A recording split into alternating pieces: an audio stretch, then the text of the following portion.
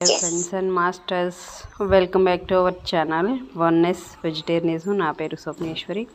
ముందుగా మనందరి గురువైన డాక్టర్ బ్రహ్మర్షి పితామహపత్రి సారికి నా యొక్క అనంతకోటి ఆత్మ ప్రణామాలు. సత్యలోకవాసులకి, దివ్యలోకవాసులకి, మహాకర్ణలోకవాసులకి, నక్షత్రలోకవాసులకి, ఏంజల్స్కి, మహావతార్ బాబాజీకి, బుద్ధ భగవానుడికి, రామ్తా మాస్టర్, మహా ఉపాధ్యాయుడు, మాస్టర్ టీచర్, ఇమోటల్ గురువైన తండ్రికి నా యొక్క అనంతకోటి ఆత్మ ప్రణామాలు. ఈ వర్తమాన క్షణంలో ఉన్న సమస్త సృష్టిలో ఉన్న యావత్ గురుమండలికి, కాంతి మాస్టర్స్కి, ఇమోటల్ మాస్టర్స్కి, నా యొక్క స్వయానికి, మూగజీవులకి, పంచభూతాలకి, భూమాతకి అంతటికీ నా యొక్క అనంతకోటి ఆత్మ ప్రణామాలు. Thank you. ఇంతటి అద్భుతమైన జ్ఞానాన్ని మనకి షేర్ చేయడానికి లక్ష్మీ మేడంకి సాదరంగా వెల్కమ్ చేద్దాం masters. Madam welcome to our session. Madam, over to you madam. Lakshmi madam. Thank you madam. నాకు జన్మనిచ్చిన నా తల్లిదండ్రులకి పాదాభివందనాలు, ఆత్మ ప్రణామాలు, కృతజ్ఞతలు, ధన్యవాదాలు తెలుపుకుంటూ విశ్వంలోని గురువులందరికీ నా ఆత్మ ప్రణామాలు. మరి బ్రహ్మర్షి పితామహపత్రి మాస్టర్ గారికి, మరి వంశీ కిరణ్ మాస్టర్ గారికి నా శతకోటి ఆత్మ ప్రణామాలు, కృతజ్ఞతలు. నాలో నుండి నా చేత చెప్పిస్తున్న తండ్రి రామ్తా మాస్టర్ గారు నా అనంతకోటి ఆత్మ ప్రణామాలు, కృతజ్ఞతలు.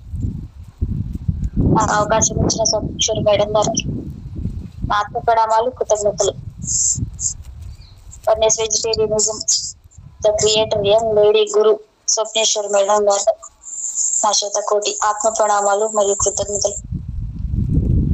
విశ్వంలోని వర్తమాన క్షణం మరి నా స్వయానికి, ఈ వర్తమాన క్షణంలోని సమస్త మూగజీవులకి, సమస్త ప్రాణకోటికి కూడా, ప్రతి ఒక్క ప్రాణికి కూడా నా అనంతకోటి ఆత్మ ప్రణామాలు, కృతజ్ఞతలు. Thank you masters. మరొక్కసారి పత్రి మాస్టర్ గారికి శతకోటి ఆత్మ ప్రణామాలు, కృతజ్ఞతలు, పాదాభివందనాలు.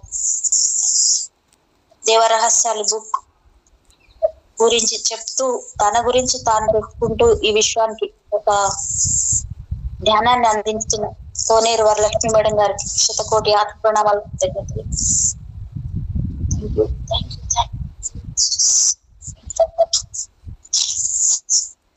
దేవరహస్యాలు బుక్ లో భాగంగా నేను, నా శ్వాస, నా మనస్సు రెండవ భాగం, బుక్ లో రెండవ భాగం. మేడం నా వాయిస్ ఓకేనా? సుభాష్ పత్రిజీ గారికి నా పాదాభివందనాలు. ఈ జగత్తుకి అనంత విశ్వాల నుంచి ఎదురు చూస్తున్నటువంటి పైలోకపు మాస్టర్స్ కి హృదయపూర్వక వందనములు. నాకు ఎంతో సహాయం చేస్తున్నారు. ఈ రోజు కూడా ఎంతో అద్భుతంగా దర్శనం ఇచ్చారంటే, ఎవరైతే చదువుతున్నారో, వింటున్నారో, ఎవరైతే తెలిసినా తెలియకపోయినా ధ్యానంలో కూర్చున్నారో వాళ్ళందరి మైండ్ లోకి వాళ్ళు ప్రవేశించి శుభ్రం చేస్తున్నారు. వాళ్ళ సహాయం కూడా ఇంత అంతా కాదు. ఆ మాస్టర్స్ కి కూడా నా హృదయపూర్వక వందనాలు. మీ అందరి తరపున నేను వందనములు చెప్తున్నాను.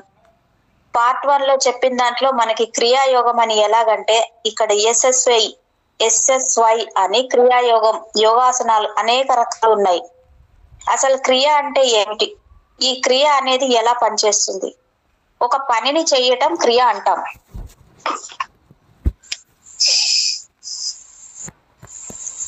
ఒక పనిని చేయటం క్రియ అంటాం. ఇక్కడ ఏదో ఒకటి చేయటం క్రియాయోగం.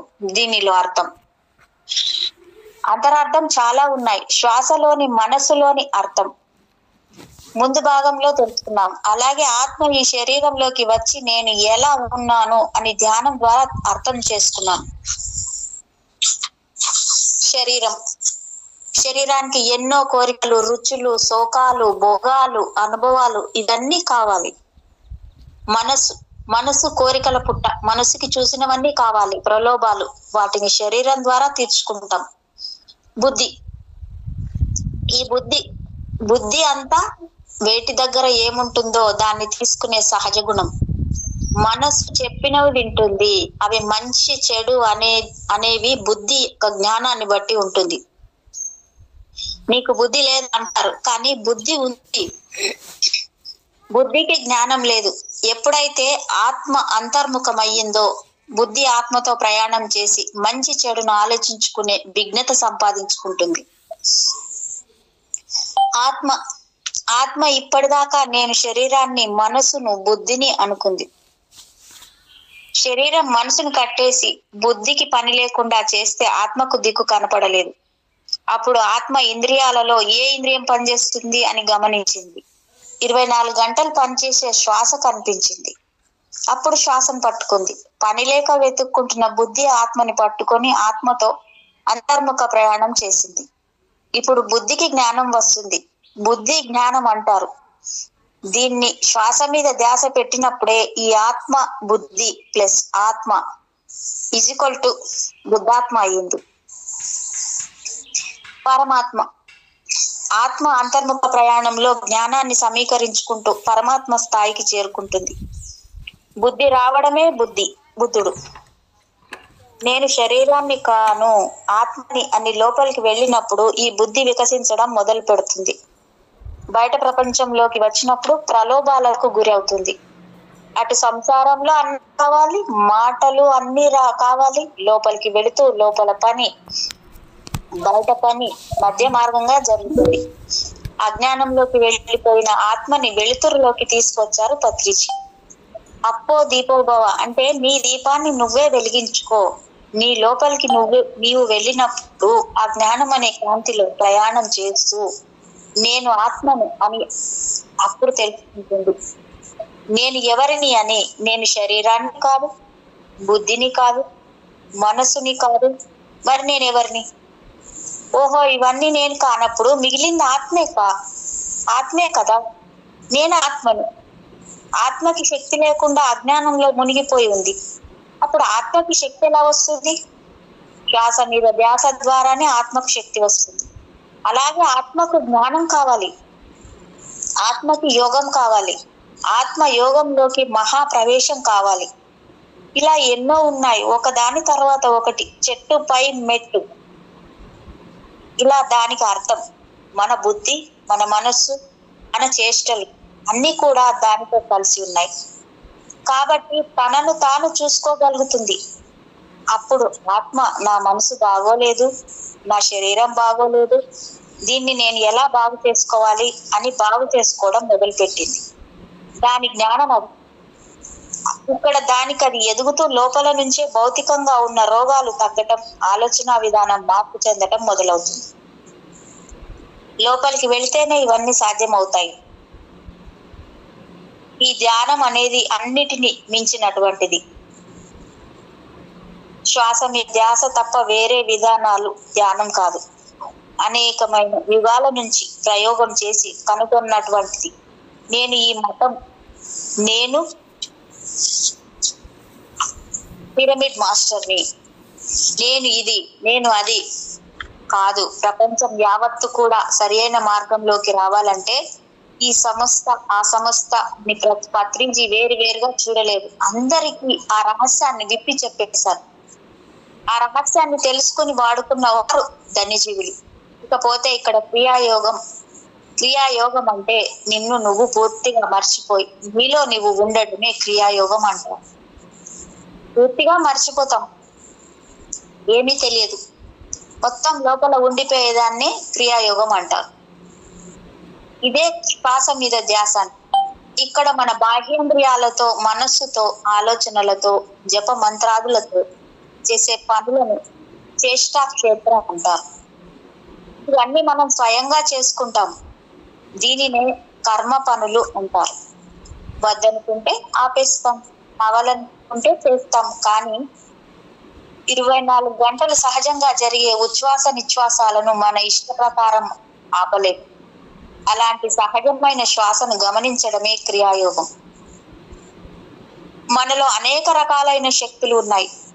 మనిషిలో ఒకటి కాదు, ఎన్నెన్నో శక్తులు ఉన్నాయి. ఆ శక్తులన్నింటినీ మనం గమనించగలిగితే, ఇన్ని ఉన్నాయా అని తెలుసుకోగలిగితే, ఇంత నిధి ఉందా అసలు మనం ఇదా ఆశ్చర్యపోతాం. అన్ని శక్తులు ఉన్నాయి, అయితే అవి అన్ని నిద్రాణంలో ఉన్నాయి. ఈ ధ్యానం ద్వారా విశ్వశక్తి లోపలికి వెళ్ళి వాటిని మేల్కొలుపుతూ ఉన్నాయి. అయితే నీలో ఉన్న కొన్ని శక్తులు వేరుగా ఉన్నాయి. అవి ఆ శక్తులు నిశ్శబ్దంలో మాత్రమే ప్రయాణిస్తాయి. అవి బయటకు రావడం శబ్దం ద్వారా దాన్ని ఇంకొక విధంగా వచ్చేవి వేరుగా ఉంటాయి. కానీ ఇదేమిటి అంటే నిశ్శబ్దంలో మాత్రమే ప్రయాణిస్తాయి. ఆ నిశ్శబ్దంలో ప్రయాణించే వాటిని నేను శబ్ద రూపంలో చెప్పాననుకోండి, అప్పుడు ఏమవుతుంది? అవి బయటకు వచ్చినప్పుడు వాటి శక్తిని కోల్పోతాయి. అందుకే నిగూఢమైన రహస్యాలను బయటకు విప్పి చెప్పరు.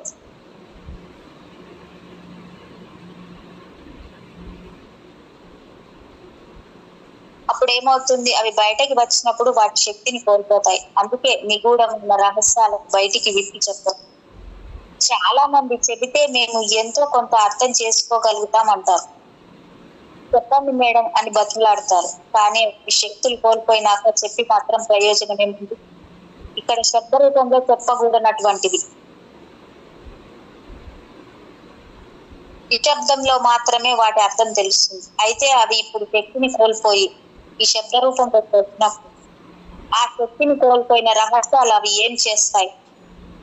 రూపాంతరం చెంది మారిపోయి పైగా వక్రీకరింపబడి ఇంకో చెడుకో దేనికో దారితీస్తాయి. అది ఎంత ప్రమాదం! అందుకే పత్రి క్షేత్రానికి పిలిపించారు. అందుకని దానికి సంబంధించిన జ్ఞానాన్ని మనలోనే ఉంచుకోవాలి. మరి మనలోనే ఉంచుకో ఇంత జ్ఞానాన్ని శబ్ద రూపంలో ఇవ్వకుండా ఉంటే తీసుకునే వాళ్ళు ఎలా తీసుకుంటారు? ఇది రహస్యం కదా, నిశ్శబ్దంలోనే ఉంది కదా.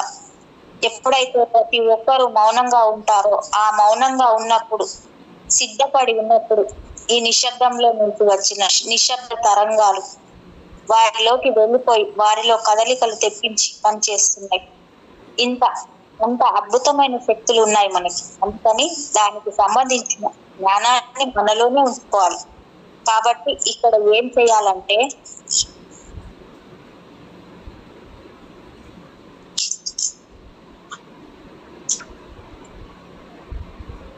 బుద్ధం శరణం గచ్చామి 1వ పాయింట్. 2వ పాయింట్ నిశ్శబ్దం శరణం గచ్చామి. 3వ పాయింట్ సత్యం శరణం గచ్చామి. 4వ పాయింట్ ధ్యానం శరణం గచ్చామి. ఎప్పుడైతే వీటికి శరణు అయిపోయామో మనకు ఏం కావాలో ప్రతి మానవుడికి అన్ని వచ్చి తీరతాయి. అలాంటి అద్భుతమైన యుగంలోకి మనం వచ్చాం. అయితే ఇక్కడ నేను అంటే ఏమిటంటే మనలో ఉన్న నేను తనని తాను తెలుసుకోవడానికేగా ఈ జన్మ తీసుకుంది. అసలు మనం ఎందుకు పుట్టాం? ఈ జన్మ ఎందుకు తీసుకున్నాం? మనకు కొంచెమైనా ఆలోచన లేదు. నాకైతే ఆ ఆలోచన అసలు రాలేదు. నేను ఎందుకు పుట్టాను అనేది ఏమీ తెలియదు. నా మెదడులో అంతా శూన్యం. కుటుంబము, ఇల్లు, పిల్లలు అంటే నా జ్ఞానం సున్నా, అంతా శూన్యం. ఏమీ తెలియకపోవడం అన్నది కూడా ఒక రకంగా నా అదృష్టమే. ఎందుకంటే వాళ్ళు చెప్పింది వీళ్ళు చెప్పింది విని నా మైండ్ లోకి ఎక్కించుకొని అది అబద్ధం ఇది నిజం అనుకుంటూ రకరకాలైనవన్నీ నా మనసు నిండా పేరుకుపోయేవి. అవి అన్ని తుడుచుకోవడానికి ఇంకెంత సమయం పట్టేదో ఖాళీగా ఉన్న నా మనసులోకి ఈ పాత్రలోకి స్వచ్ఛమైనటువంటిది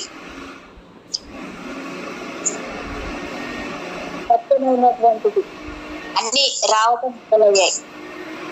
అయితే అని తెలుసుకోవడానికి ఆత్మ ఈ శరీరంలోకి వచ్చినప్పుడు ఈ జన్మ అన్నిటి తీసుకున్నాను.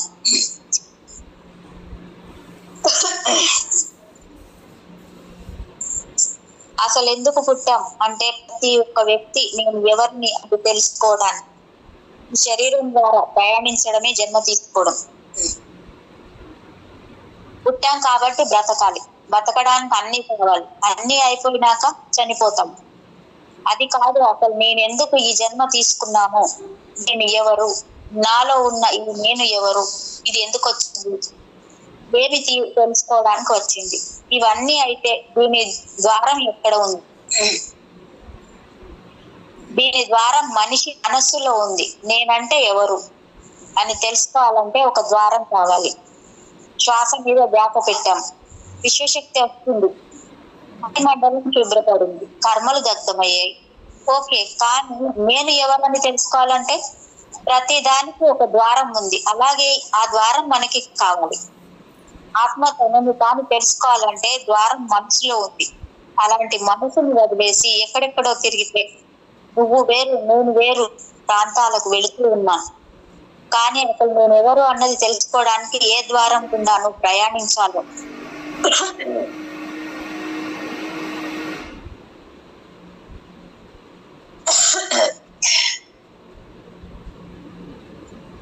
ఏ ద్వారం గుండా ప్రయాణించాలో అక్కకే వెళ్ళాలి. అంటే దాని ద్వారానే వెళ్ళగలగాలి. నేను అమెరికా రావాలంటే అమెరికా విమానమే ఎక్కాలి, దుబాయ్ విమానం ఎక్కితే దింపేస్తారు. మరి ఈ విషయం తెలిసినప్పుడు ఎక్కడికి వెళ్ళాలంటే ఏది ఎక్కాలో తెలిసినప్పుడు ఈ ఆత్మ నేను ఎవరని తెలుసుకోవాలంటే దీని ద్వారం ఎక్కడ ఉంది? మనిషి మనసులో ఉంది. ఈ మనసు ఒక పక్కెడ లాంటిది. ఇటు అటు బరువును బట్టి ఊగుతూ ఉంటుంది. బరువు లేకపోతే అటు ఇటు ఊగిసలాడుతూ ఉంటుంది, పైకి కిందకి ఊగుతూ ఉంటుంది. 1 కిలో బరువు వేస్తే ఈ ఆలోచనలు బరువు ఎంత ఉందో దాన్ని బట్టి తూగుతూ ఉంటుంది. సరికాని భావం ఉంటుంది, ఇది తూగుతూ ఉంటుంది. అద్భుతమైన భావాలు ఉంటాయి. సమస్థితికి వస్తుంది. సేవా తత్వంలో ఉన్న వారికి సమస్థితికి వస్తుంది. ఇదేమిటంటే ఇది ఒక స్థానంలో నించునేది కాదు మనసు. ఎందుకంటే స్థిరత్వం లేదు, అది ఎప్పుడు ప్రతిస్పందిస్తూనే ఉంటుంది. ఇది మనస్సు. ఇది బరువును బట్టి అంచనా వేస్తుంది. ఎందుకంటే ఆ మనస్సు అనేది తయారు చేయబడింది. 5 పాయింట్లు ఇచ్చారు ఇక్కడ. 1, మనస్సు అనేది ఎలా తయారు చేశారు. 2, ఆత్మ అనేది ఎలా ఉంటుంది. 3, బుద్ధి అనేది ఎలా ఉంటుంది. 4, శరీరం అనేది ఎలా ఉంటుంది. 5, పంచేంద్రియాలు ఎలా ఉన్నాయి. పంచభూతాల యొక్క తత్వం ఈ పంచేంద్రియాలలో ఉన్నప్పుడు ఆ తత్వాలు పూర్తిగా నింపుకుంటున్నామా? ఇవన్నీ కూడా ఒక్కొక్క జ్ఞానాన్ని సమీకరించి వాడుకోవడానికి ఒక ఇల్లు కట్టుకున్నాం. హాల్ ఎలా ఉండాలి, వంటగది ఎలా ఉండాలి, బాత్రూమ్ ఎలా ఉండాలి, గార్డెన్ ఎలా ఉండాలి అని ఒక ప్లాన్ వేసి కట్టుకుంటున్నాం. అంటే ఏది వాడుకుంటే అదే వాడుకుంటాం. దేన్ని ఎలా వాడుకోవాలి, బెడ్రూమ్ అంటే ఎలా ఉండాలి, వంటగది ఎలా ఉండాలి. అలాగే శరీరంలో పంచేంద్రియాలు నీరు, నిప్పు, గాలి, ఆకాశం, భూమి తత్వాలతో ఈ మనసు తయారు చేయబడింది. దీన్ని ఎలా వాడుకోవాలి? అలాగే మనసుని కూడా తయారు చేసింది ఎందుకు? దాన్ని తయారు చేయడానికి ముఖ్యమైన కారణం ఏమిటంటే దానికంటూ ఒక స్థానం లేదు. Physical mind, sub conscious mind, మనస్సు, కళ్ళు ఇవన్నీ పంచేంద్రియాలు. అంతరేంద్రియాలు ప్రాణమయ శక్తి, సూక్ష్మ శరీరం, కారణ శరీరం, మహాకారణ శరీరం అన్నిటికీ కూడా ఒక స్థానం ఉన్నాయి. కానీ మనస్సుకు స్థానం లేదు. స్థానం లేదు కాబట్టే అది అటు ఇటు ఊగుతూ ఉంటుంది. ఏదైనా ఒక విషయం ముఖ్యమైనది వచ్చినప్పుడు నిశ్శబ్దంగా ఉండలేము. ఇది ఎలా, ఆ పని చెయ్యాలా, అది చేస్తే ఏమవుతుంది, అది చేస్తే ఏమవుతుందో, అదే పనిగా ఊగిసలాట, తక్కెడలా అన్నమాట. దానికోసమని అలా ఉపయోగిస్తున్నాం. అయితే మనిషి మనసుకి ఒక రంధ్రం ఉంటుంది. భౌతిక శరీరానికి ఉండే రంధ్రం లాంటిది కాదు. ఆస్ట్రల్ గా ఏర్పడినటువంటి మనస్సు అనేది ఒక తరంగం. ఆ తరంగాలలో కనబడనటువంటి ఒక సూక్ష్మమైన రంధ్రం ఉంటుంది. దానిని ఎవరూ కనుగొనలేదు. మనస్సుకి ఒక రంధ్రం ఉందని, ఈ రంధ్రం ద్వారా ఏం ప్రవహిస్తుందో ఎవరూ కనుగొనలేదు. కారణం తనను తాను ఎరగలేడు కాబట్టి, నేను ఎవరిని అని వాళ్ళకి తెలియలేదు కాబట్టి. అలాంటప్పుడు దాన్ని ఎలా కనుక్కుంటారు?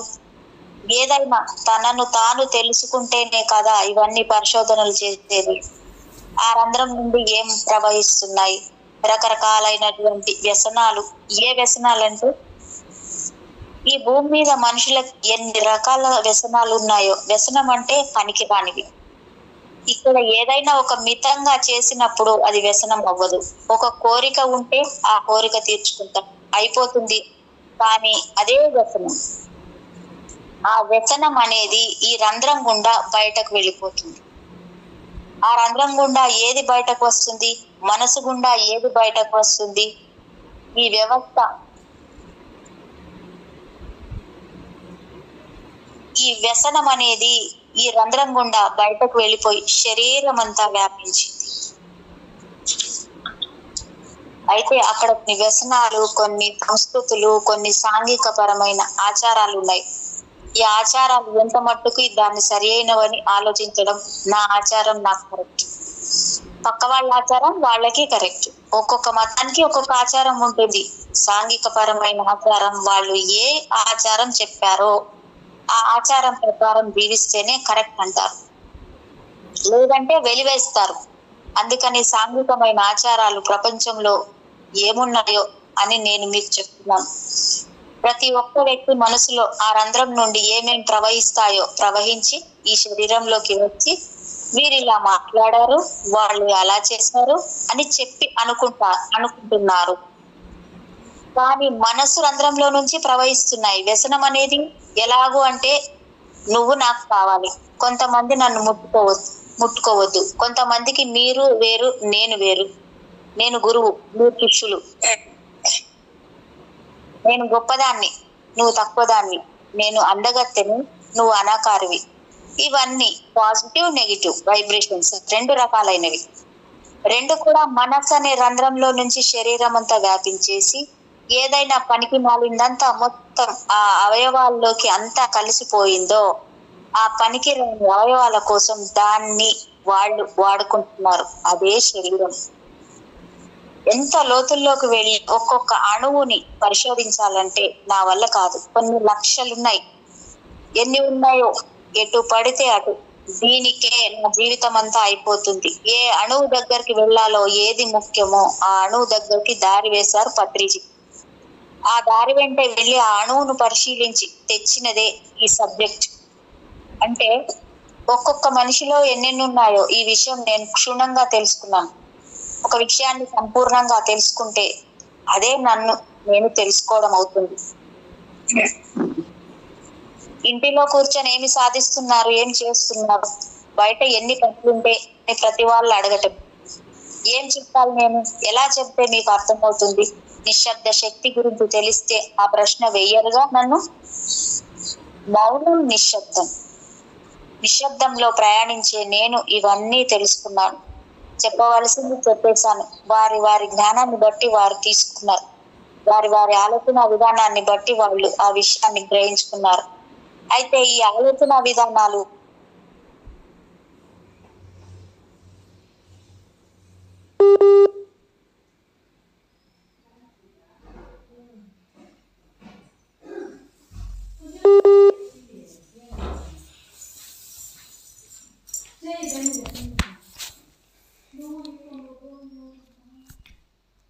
Thank you, welcome.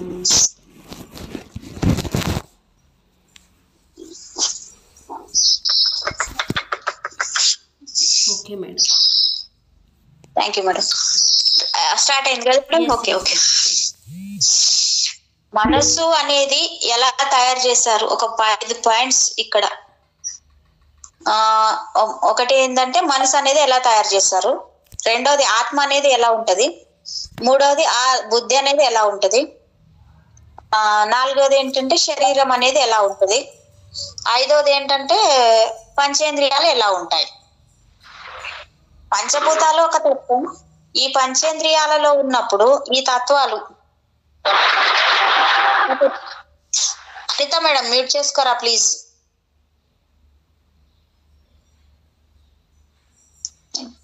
పంచభూతాలు యొక్క తత్వం ఈ పంచేంద్రియాలలో ఉన్నప్పుడు ఆ తత్వాలు పూర్తిగా నింపుకుంటున్నామా? ఇవన్నీ కూడా ఒక్కొక్క జ్ఞానాన్ని సమీకరించి వాడుకోవటానికి ఒక ఇల్లు కట్టుకున్నాం. హాల్ ఎలా ఉండాలి, వంటగది ఎలా ఉండాలి, బాత్రూమ్ ఎలా ఉండాలి, గార్డెన్ ఎలా ఉండాలి అని ఒక ప్లాన్ వేసి కట్టుకుంటున్నాం.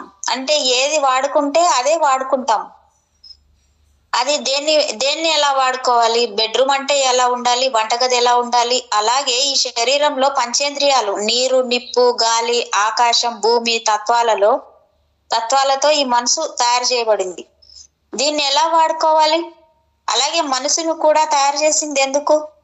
దాన్ని తయారు చేయడానికి ముఖ్యమైన కారణం ఏమిటంటే దానికంటూ ఒక స్థానం లేదు. Physical mind, sub conscious mind, మనసు, కళ్ళు ఇవన్నీ పంచేంద్రియాలు. అంతరేంద్రియాలు ప్రాణమయ శక్తి, సూక్ష్మ శరీరం, కారణ శరీరం, మహాకారణ శరీరం అన్నిటికీ కూడా ఒక స్థానం ఉన్నాయి. కానీ మనసుకు స్థానం లేదు. స్థానం లేదు కాబట్టి అది అటు ఇటు ఊగుతూ ఉంటుంది. ఏదైనా ఒక్క విషయం ముఖ్యమైనది వచ్చినప్పుడు నిశ్చలంగా ఉండలేం కదా. అది ఇది ఎలా, ఆ పని చేయాలా, ఇది చేస్తే ఏమవుతుందో, అది చేస్తే ఏమవుతుందో, అదే పని ఊగిసలాట తక్కడ అన్నమాట. దానికోసం అలా ఉపయోగిస్తున్నాం. అయితే మనిషి మనసుకి ఒక రంధ్రం ఉంటుంది. భౌతిక శరీరానికి ఉండే రంధ్రం లాంటిది కాదు. ఆస్ట్రల్ గా ఏర్పడినటువంటి మనసు అనేది ఒక తరంగం. ఆ తరంగాలలో కనపడినటువంటి ఒక సూక్ష్మమైన రంధ్రం ఉంటుంది. దానిని ఎవరు కనుగొనలేదు. మనసుకి ఒక రంధ్రం ఉందని, ఈ రంధ్రం ద్వారా ఏం ప్రవహిస్తుందో ఎవ్వరూ కనుగొనలేదు.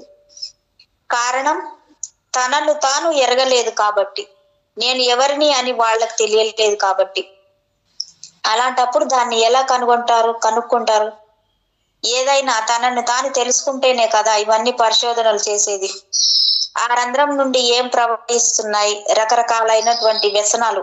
ఏ వ్యసనాలు అంటే, ఈ భూమి మీద మనుషులకు ఎన్ని రకాల వ్యసనాలు ఉన్నాయో, వ్యసనం అంటే పనికిరానివి. ఇక్కడ ఏదైనా ఒక మితంగా చేసినప్పుడు అది వ్యసనం అవ్వదు. మితంగా చేస్తే వ్యసనం కాదు. అది ఒక కోరిక ఉంటే ఆ కోరిక తీర్చుకుంటారు, అయిపోయింది, అక్కడికి పూర్తయిపోతుంది. కానీ అదే వ్యసనం, ఆ వ్యసనం అనేది ఈ రంధ్రం గుండా బయటకు వెళ్ళిపోతుంది. ఆ రంధ్రం గుండా ఎక్కడికి ఏది బయటకు వస్తుంది? మనసు గుండా ఏది బయటకు వస్తుంది? ఈ వ్యసనం అనేది ఈ రంధ్రం గుండా బయటకు వెళ్ళిపోయి శరీరం అంతా వ్యాపించింది. అయితే ఇక్కడ కొన్ని వ్యసనాలు, కొన్ని సంస్కృతులు, కొన్ని సాంఘిక పరమైన ఆచారాలు ఉన్నాయి. ఈ ఆచారాలు ఎంత మట్టుకి దాన్ని సరి అయినవి అని ఆలోచించడం, నా ఆచారం నాకు కరెక్ట్, పక్క వాళ్ళ ఆచారం వాళ్ళకి కరెక్ట్. ఒక్కొక్క మతానికి ఒక్కొక్క ఆచారం ఉంటుంది. సాంఘిక పరమైన ఆచారం, వాళ్ళు ఏ ఆచారం చెప్పారో ఆ ఆచారం ప్రకారం జీవిస్తేనే కరెక్ట్ అంటారు, లేదంటే వెలివేస్తారు. అందుకని సాంఘిక పరమైన ఆచారాలు ప్రపంచంలో ఏమున్నాయో అని నేను మీకు చెప్తున్నాను. ప్రతి ఒక్క వ్యక్తి మనసులో ఆ రంధ్రం నుండి ఏమేం ప్రవహిస్తాయో ప్రవహించి ఈ శరీరంలోకి వచ్చి వీరు ఇలా మాట్లాడారు, వాళ్ళు అలా చేశారు అని చెప్పి అనుకుంటుంటారు. కానీ మనసు రంధ్రంలో నుంచి ప్రవహిస్తున్నాయి. వ్యసనం అనేది ఎలాగూ అంటే, నువ్వు నాకు కావాలి, కొంతమంది నన్ను ముట్టుకోవద్దు, కొంతమంది ఏమో మీరు వేరు నేను వేరు, నేను గురువు మిక్షులు, నేను గొప్పదాన్ని నువ్వు తక్కువదానివి, నేను అందగత్తెని నువ్వు అనాకారివి.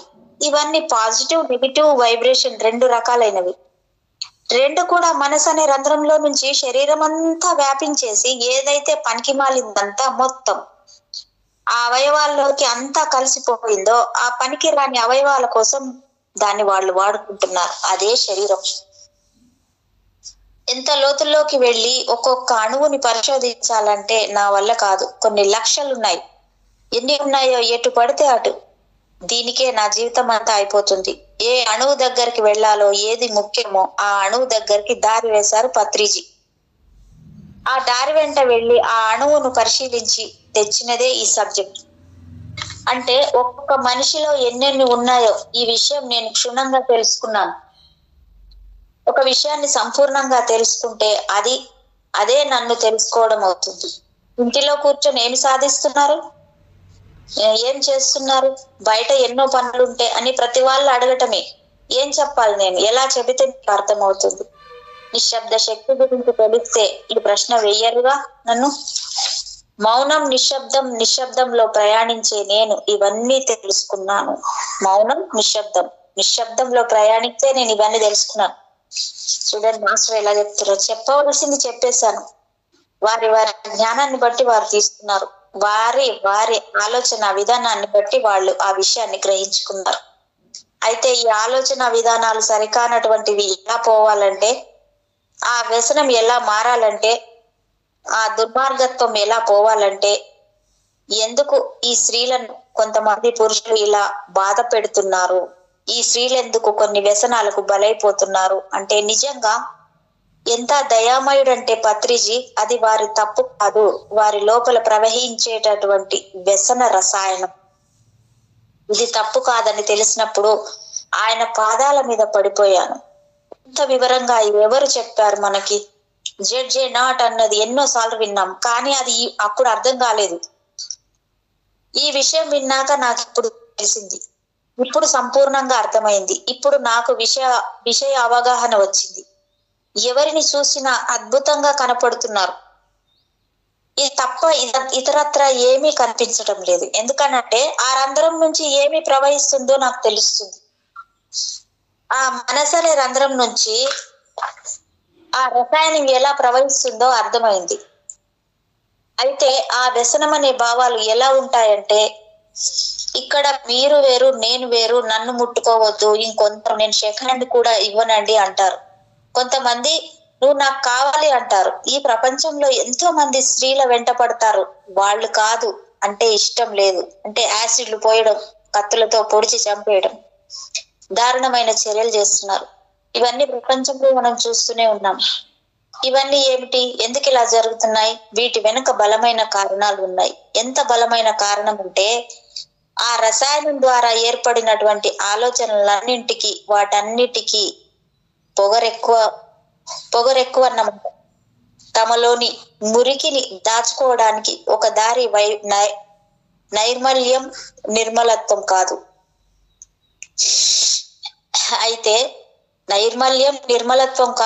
అయితే వీటి మధ్య నువ్వు నాకు కావాలి అనే ఘర్షణ వచ్చేస్తుంది. సాంఘిక పరమైన ఆచారాలు కొంతమంది పాటిస్తారు, కొంతమంది పాటిస్తారు. ఈ రెండింటి మధ్య సంఘర్షణ వస్తుంది. మరి నన్ను ముట్టుకోవద్దు, మేము గొప్పవాళ్ళం, మీరు తక్కువ వాళ్ళు, వీటి మధ్య సంఘర్షణ వస్తుంది. మరి ఎందుకనంటే అసలు ఈ సంఘర్షణ అంటూ లేకుండా ఒక పాయింట్ అయినా ఉందా? ఏదైనా ఉందా? ఏ ఒక్క పాయింట్ లేదు ఇక్కడ. అందుకని ఇవన్నీ సంఘర్షణలే, మన లోపల ప్రవహించేవన్నీ సంఘర్షణలే. అయితే ఇక్కడ ఇది మానవుడి దుర్గతి. ఎంత దౌర్భాగ్యం! ఈ దుర్గతిలో మానవుడు జీవిస్తున్నాడు. అసలు తెలిస్తే కదా తాము ఎలా జీవిస్తున్నామో అని. 1998లో ఒకసారి పత్రి గారు, వరలక్ష్మి మేడం, ఈ భూమి మీద అసలు మీరందరూ ఎలా బతుకుతున్నారు, ఎలా జీవిస్తున్నారు మనకు తెలియదు కదా, బాగానే బతుకుతున్నాం అనుకున్నాం, నాకన్నీ ఉన్నాయి, నాకన్నీ తెలుసు, మేము చాలా గొప్ప వాళ్ళం అనుకుంటున్నాం, పైగా మనమే బ్రహ్మాండమైన కిరీటాలు పెట్టుకున్నాం, నేను ఇది, నేను అది అని. కానీ ఆ నైర్మల్యమే మనకు అర్థం కాలేదు. నా మనసేమిటో నాకు తెలియలేదు, నా ఆత్మ ఏమిటో అస్సలు తెలియదు. తెలుసుకున్న వాళ్ళు ఉంటే వాళ్ళందరికీ నా నమస్కారాలు. నాకు తెలియలేదు కాబట్టి దాని కారణం ఏమిటనేది ధ్యానంలో విపరీతంగా శ్రమించి నేను శోధించుకున్నాను. అసలు ప్రపంచపు దుర్గతి ఏమిటి? మానవుడు అనేవాడు మాత్రమే దుర్గతిలో ఉన్నాడు. ఇక్కడ దివ్యులు ఉన్నారు, మానవులు ఉన్నారు. పశుతత్వంలో నుండి వచ్చి జన్మలు తీసుకున్న వారు కూడా ఉన్నారు, రాక్షసులు ఉన్నారు. నేను చెప్పేది మానవుల గురించి మాత్రమే. ఈ విషయాన్ని గుర్తుపెట్టుకోండి. ఈ మానవులందరూ దుర్గతిలో ఉన్నారు. జంతువులు వాటి పని అవి చేసుకుంటున్నాయి, అద్భుతంగా ఉన్నాయి. రాక్షసులు వాళ్ళ హింస వాళ్ళు చేస్తూనే ఉన్నారు. అంటే అది హింస అయినా వాళ్ళ పని వాళ్ళు సక్రమంగా చేసుకుంటున్నారు. దివ్యులు వాళ్ళ పనులు వాళ్ళు బ్రహ్మాండంగా చేస్తూనే ఉన్నారు. ఇకపోతే మధ్యలో ఉన్నది ఎవరంటే మనమే. మరి మానవుడి దుర్గతి. ఈ దుర్గతి నుంచి బయట పడవేయటానికే నేను ఈ విషయాన్ని తెలియజెప్తున్నాను. అయితే మానవుడు తన దుర్గతి నుంచి తాను బయటపడటానికి ఒకటే మార్గం ఉంది, తనను తాను తెలుసుకోవడం. ఎప్పుడైనా నేనెవరిని అనే ప్రశ్న మీకు వచ్చిందా? కొంతమంది మహానుభావులకు వస్తుంది. మరి మనం ఎలా తెలుసుకోవాలి? ధ్యానం చేస్తున్నాం, కొన్ని అనుభవాలు వస్తున్నాయి, మనసు ప్రశాంతంగా ఉంది, కానీ నేను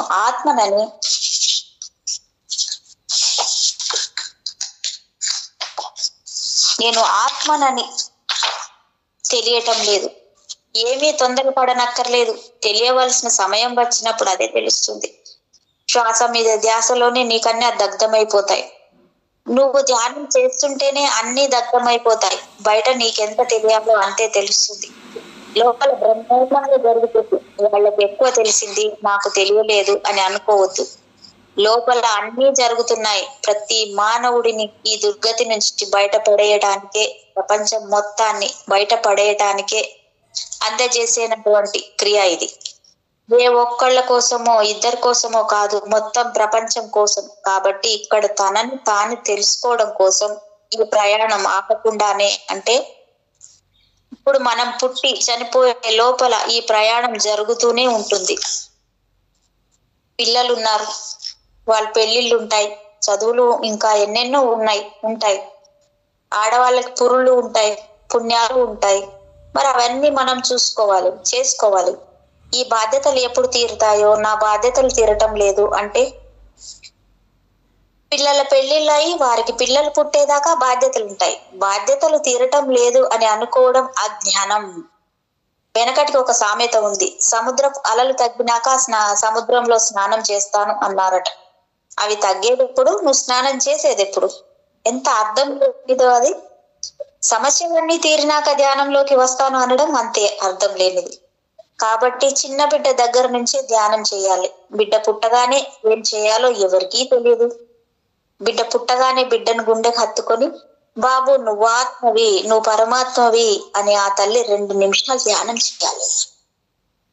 మనం చిన్న పిల్లల నుంచే ధ్యానం నేర్పించినప్పుడు, వాళ్ళు పెద్ద ఈ బిడ్డ తల్లిదండ్రులు అయినప్పుడు ఈ ప్రక్రియను చేయగలుగుతారు. మనకే ధ్యానం తెలియకపోతే ఇవన్నీ ఎలా చెప్తాం? ఈ ధ్యానానికి మన సంసారంలో ఏది ఆపనక్కర్లేదు. మీ సంసారంలో అన్ని పనులు చేసుకోండి, అది ఎలా బ్యాలెన్స్ చేసుకోవాలి అనేది మీకు తెలుస్తుంది. 24 గంటలు ఉన్నాయి, మన కోసం మనం 1 గంటని కేటాయించుకోలేమా? మనకుండే బిజీలో మనం డౌట్ పెట్టుకుంటాం, నాకు ఆ పని ఉంది, ఈ పని ఉంది, ఈ సమస్య ఉంది, ఎట్లా కుదురుతుంది అని. మనసు ఉంటే మార్గం ఉంటుంది. ఇష్టమైతే ఏది కష్టం కాదు. మనకిష్టమైన వాటి కోసం కొన్ని వదులుకుంటామో అలాగే ధ్యానం కూడా. నేను పగలల్లా పని చేసుకొని రాత్రంతా నిద్రపోకుండా ధ్యానం చేస్తున్నాను.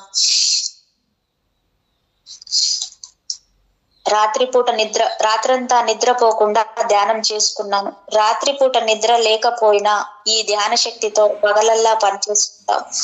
మీకు ఆ శక్తి వస్తుంది, కానీ మీ ఆలోచన నాకు కుదరదు, నాకు నిద్ర చాలదు, భోజనం చాలదు, అందుకని నేను చెయ్యలేను అన్న నీ ఆలోచనే నిన్ను ఆపివేస్తుంది. సముద్రపు అలలు తగ్గుతాయా? ఇంటిలో పనులు తప్పుతాయా? ఉద్యోగాలు పేక తప్పుతుందా? అసలు ఆ విషయాలన్నీ తీసుకువచ్చి ఇక్కడ ఎందుకు పెడుతున్నారు? మీ లోపల మనసు కనుక ప్రేరేపిస్తే ఏదో ఒక సమయాన్ని మీరే కేటాయించుకుంటారు. అప్పుడు మిమ్మల్ని ఎవరు ఆపలేరు. అందుకని ఈ ప్రయాణం ఆపకుండానే ఆ ధ్యాన ప్రయాణం మొదలవుతుంది. ఇటు సంసారం అటు ధ్యానం ఏది ఆపకూడదు. ధ్యానం లేకుండా పూర్తిగా సంసారమే అనుకుంటే అది అసంపూర్తి అవుతుంది. సంసారమే లేకుండా పూర్తిగా ధ్యానమే అనుకుంటే ఇది కూడా అసంపూర్తి అవుతుంది. అటు సంసారం ఇటు ధ్యానం, ఇదే సంసారంలో నిర్వాణం, ఇదే మధ్య మార్గం. అయితే అంతా ఒకటే అన్నది అర్థం చేసుకోవాలి. అది ఎంత జ్ఞానం వస్తే తప్ప అర్థం కాదు. ఏదో ఒక విషయంలో ఎక్కువ తక్కువలు, ఆ కోపతాపాలు వస్తూనే ఉన్నాయంటే మనకు అర్థం కాలేదన్నమాట. అంతా ఒక్కటే, నువ్వు ఎక్కువ కాదు, నేను తక్కువ కాదు. కనీసం నోటి మాటతోనైనా అంతా ఒక్కటే అని అంటూ ఉంటే ఆ ఆలోచన లోపలికి వెళ్ళి బలం చేకూర్చుతుంది. నాలో ఉన్నది, వారిలో ఉన్నది ఆత్మ ఒకటే. ఈ నినాదాన్ని మర్చిపోతున్నారు. అంతా ఒకటే అనేది మర్చిపోతున్నారు. అది తెలియజేయడానికి కంకణం కట్టుకున్నారు పత్రిజీ.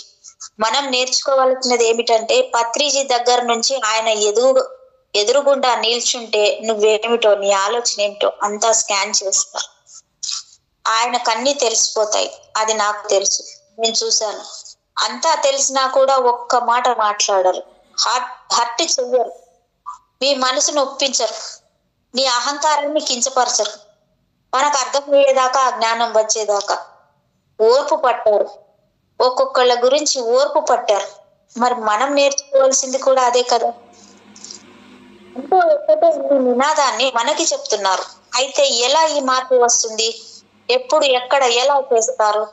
అందరికీ అది అర్థమయ్యేలా చెయ్యాలి కదా. భూమి మీద నువ్వు వేరు, నేను వేరు అనుకున్న ఈ మనుషులని ఒక్కటి చేయాలంటే మాటలా? ఒక రోజు మళ్ళీ ధ్యానంలోకి వెళ్ళి ఈ ప్రశ్న వేసుకున్నాను, ఈ మార్పు ఎలా వస్తుంది అని అడిగాను. మన లోపల ఉన్న మార్గాలన్నీ కలిపి ఒక్కటి చేసేసాను. ఎందుకంటే మన లోపల రకరకాల మార్గాలు ఉన్నాయి. తలకొక మార్గం, కళ్ళకొక మార్గం, బ్రహ్మరంధ్రానికి ఒక మార్గం, మనస్సుకు ఒక మార్గం, ఇలా రకరకాలైనటువంటి మార్గాలు ఉన్నాయి. అంతరింద్రియాలు, బాహ్యేంద్రియాలు, ఇన్ని రకాలైనవి ఉండబట్టే అన్ని రకాలైన ఆలోచనలు, ఇన్ని రకాలైన కోరికలు ముందు నేను చెప్పినవన్నీ వస్తాయి. ఇవన్నీ కలిపి ఒక్కటే చేశారనుకోండి, అప్పుడు ఇన్ని రావు కదా. ఆ ఒక్కటే ఎలా చేస్తారు, ఏమి చేస్తారని ఎంతో ఆదుర్దాగా ఎదురు చూశాను. కానీ 11 రోజులకు కానీ నాకు జవాబు రాలేదు. ఈ 11 రోజులు నేను నిరాహారంతో ఉన్నాను. కేవలం మంచి నీళ్లతో ఉన్నాను. ఆ నియమాలు పాటిస్తేనే నేను చేయగలుగుతాను. ఆహారం తీసుకోను, మాట్లాడను. అప్పుడు వీటన్నిటిని కలిపి ఒకటే మార్గం చేయాలి అన్నారు. విడివిడి భాగాలైన ఈ శరీరం ఏ భాగం ఆ భాగం పని చేసుకుంటాయి కదా. ముందు భౌతిక శరీరం చూద్దాం. లోపల అంతరేంద్రియాలన్నింటికి కనెక్షన్ ఉంటుంది. ఏ భాగానికి ఆ భాగమే ఉంటుంది. శరీరం మొత్తంలో ఉన్న భాగాలన్నిటికీ ఒకదానికొకటి తప్పనిసరిగా కనెక్ట్ అయి ఉంటాం. ఒక్కొక్క అవయవానికి ఒక ప్రత్యేక జ్ఞానం ఉంటుంది. వాటికి ఒక గుణం ఉంటుంది. వాటికంటూ సుఖము, అలసట, ఇష్టము, అయిష్టము ఇవన్నీ కూడా ఉంటాయి. ఈ విషయంలో నాకు ఒక అనుభవం వచ్చింది. నా పొట్ట లోపల వేలడంత చిన్న శరీరం కనపడుతుంది. దాని తల కొంచెం పెద్దదిగా ఉంది. అది నాతో మాట్లాడుతుంది. ఎవరు నువ్వు అని అడిగాను. నేను కాలేయం అంది. ఆశ్చర్యపోయాను. కాలేయం, లివర్ మాట్లాడమేంటి? ఇదేమన్నా నా భ్రమ అనుకున్నాను. నీ భౌతిక దృష్టితో చూస్తే నేను ఒక అవయవాన్ని మాత్రమే, కానీ సూక్ష్మ దృష్టితో చూస్తేనే అర్థమయ్యేటటువంటి నిగూఢమైన రహస్యాలు ఇవి.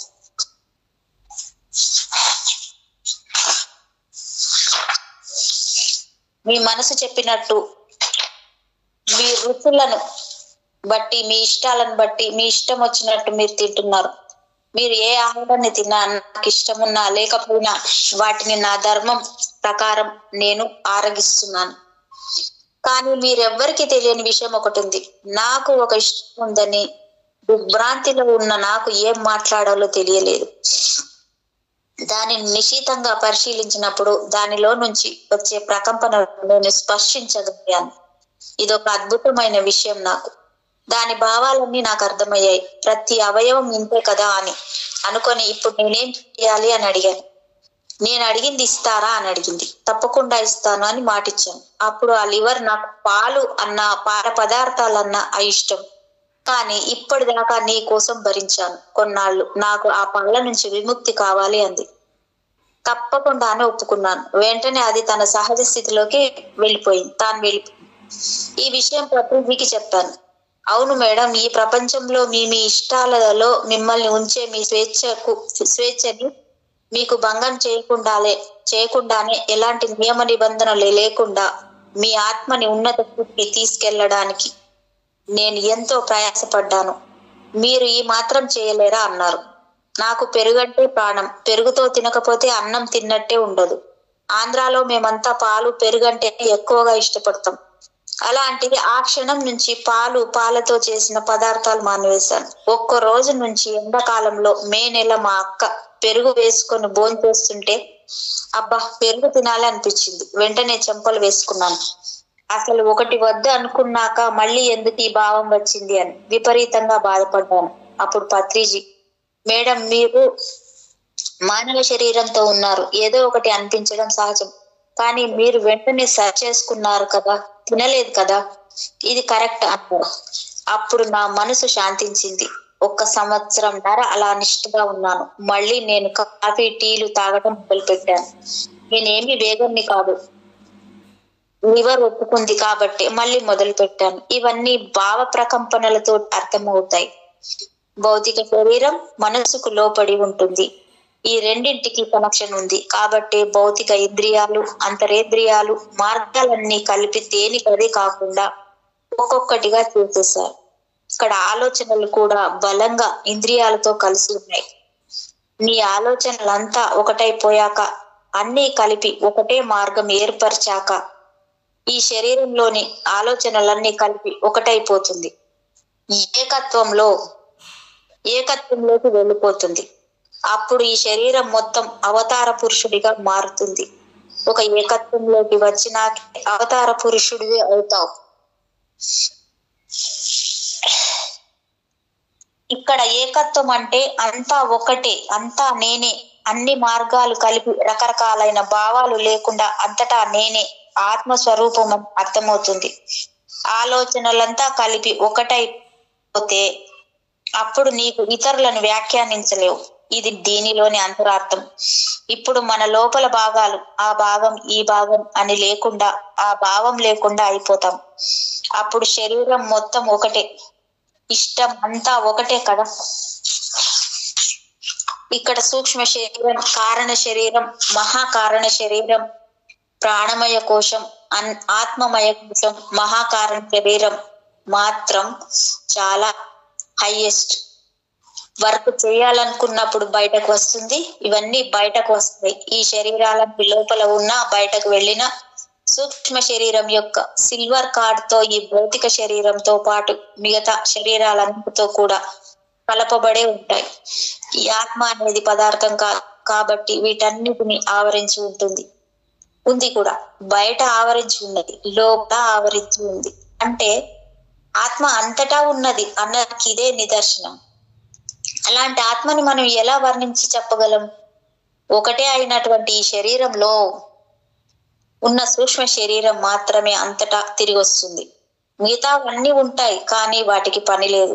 ఆ ఒక్క దాంట్లో నుంచి అన్ని విచ్చుకుంటాయి.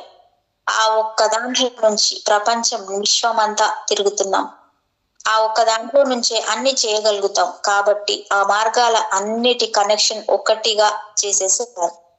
అలా అయిన వారు మాత్రమే అవతార పురుషులు. కొంతమంది అవతార పురుషులు అయితే సరిపోయిందా? ఈ ప్రక్రియ కేవలం కొంతమందికే కాదు, ప్రపంచంలో ఎవరైతే శ్వాస మీద ధ్యాస పెడతారో అందరికీ ఈ ప్రక్రియ జరగాలి. ఆ పని పత్రిజీ చేస్తున్నారు. అయితే ఇక్కడ ఈ అవతార పురుషుడిగా మారక ముందే నువ్వు సత్యం తెలుసుకోవాలి.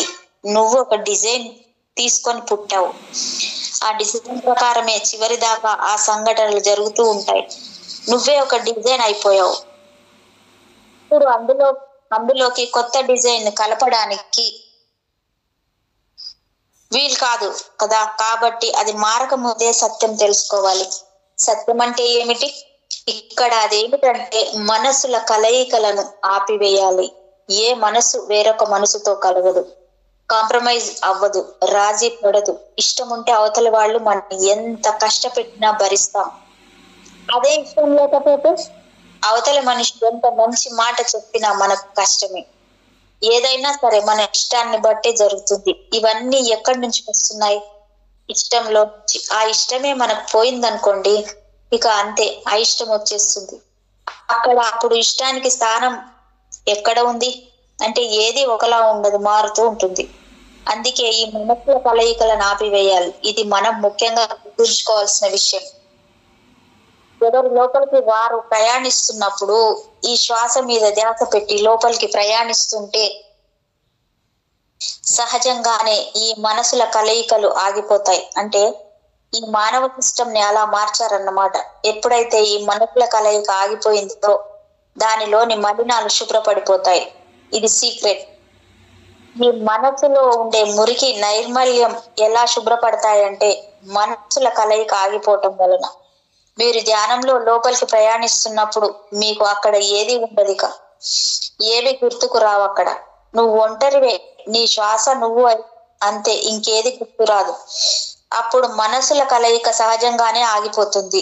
ఈ మలినాలన్నీ శుభ్రపడిపోతాయి. లోపల ఉన్న కర్మేమో శ్వాస ద్వారా లోపల నుంచి బయటకు వచ్చేస్తుంది. మరి ఈ దగ్ధమైన కర్మ మాత్రమే బయటకు వస్తుంది.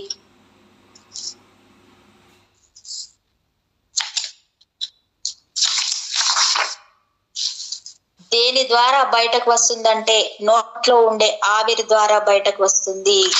ఏంటంటే మరి ఈ దగ్ధమైన కర్మ బయటికి ఎలా వస్తుందంటే దేని ద్వారా బయటకు వస్తుందంటే నోట్లో ఉండే ఆవిరి ద్వారా బయటకు వస్తుంది, గుండె చప్పుడు ద్వారా బయటకు వస్తుంది. ఇక్కడేమో ఈ మనసుల కలయిక ఆగిపోతుంది. శ్వాస మీద ధ్యాస తప్ప ఇంకేమీ ఉండదు. ఇక్కడ ఆ మలినాలన్నీ శుభ్రపడుతున్నాయి. ఎంత అద్భుతం! ఈ శ్వాస మీద ధ్యాస ద్వారా ఎన్ని జరుగుతున్నాయి మనకు తెలియకుండా.